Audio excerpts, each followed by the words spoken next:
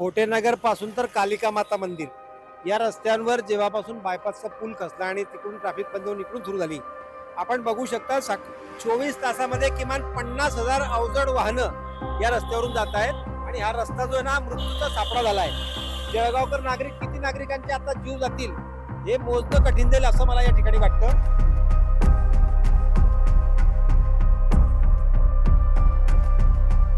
तिथे लाईट नाही आहे, हे रोड करलेले आहे, पूर्ण रस्ते बांधलेले नाही आहे, असे रोड बांधताय. रोड नाही येत होत आहे. हे भाऊ थांबले इथे, त्यांचा सक्का भाऊ 2 दिवस अगोदर मेलेला आहे. रस्ता असा आहे की म्हणजे रस्ता कमी खड्डे जास्त आहे. एक खड्डा चुकवायला गेला की दुसरा खड्ड्यात गाडी पडते, दुसरा खड्डा चुकवायला गेला की बाजूला ट्रक जाते. अशाच वेळेस बॅलन्स जातो आणि गाडी पडते आणि जीवितहानी होते. 50,000 ते 1,00,000 पर्यंतचे वाहनं 24 तासातून अवजड वाहनं जातात.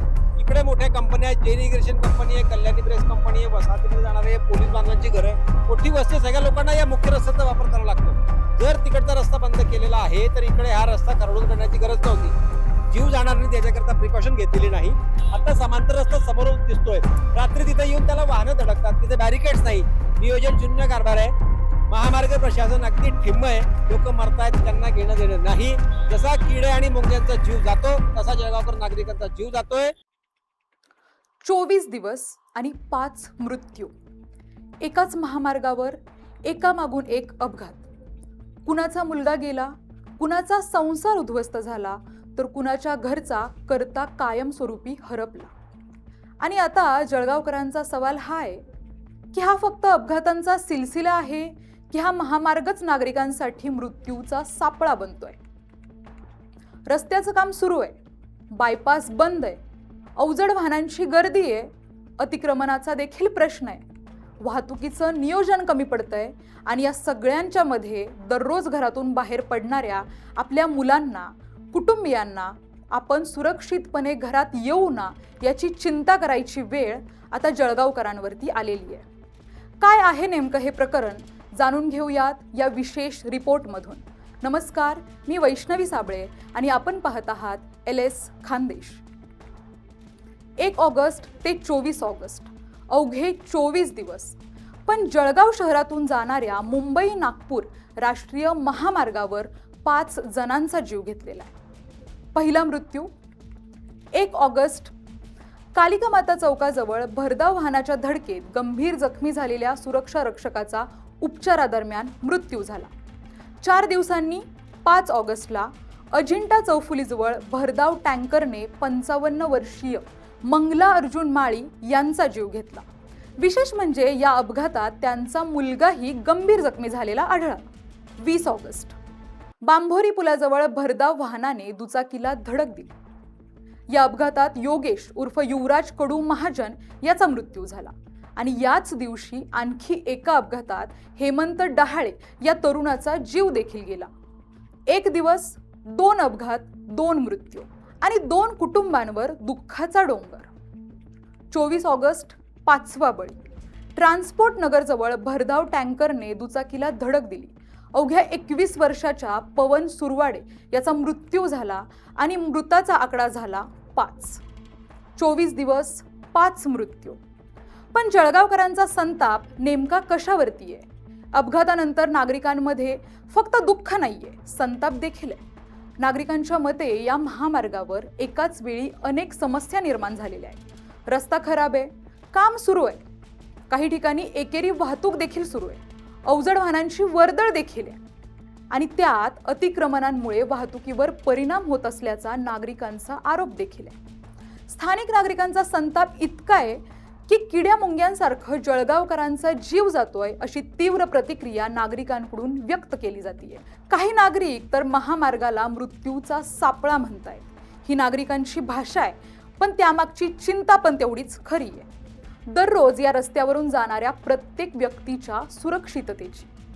या महामार्गावरून शाळा कॉलेजला जाणारी मुलं, कामासाठी बाहेर पडणारे तरुण, दुचाकीवरून प्रवास करणारे नागरिक आणि रोजच्या उदरनिर्वाहासाठी घराबाहेर पडणारे कुटुंबातील सदस्य.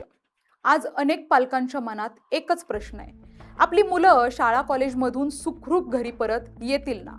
हा प्रश्न केवळ भावनिक नाहीये, तो रस्त्याच्या सुरक्षिततेशी संबंधित आहे.